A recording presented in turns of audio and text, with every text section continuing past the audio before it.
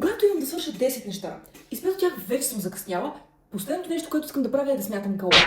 Много е вкусно. Когато предварително не съм решила какво ще ям, винаги идват грешни решения. Мисля, че вече се вижда колко съм гладна и нямам търпение да запиша това видео и да хапна. Когато спра всяка вечер да мисля какво да сготвя и изведнъж остава време за всички неща, за които казвам, че трябва да отделя време, Айде да си хапвам вече набързо. Ама не прекалено бързо, защото бързото ядене не е здравословно. отдавна вече не търся бързи резултати на всяка цена. Търся устойчиви решения, които не ме карат да съжалявам след това или пък да отлагам грижата за себе си. Брутално. Много вкусно.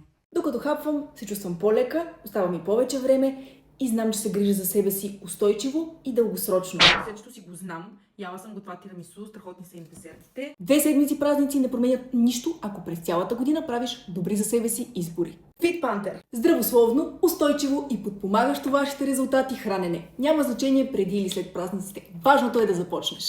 И изглежда много вкусно. Ей!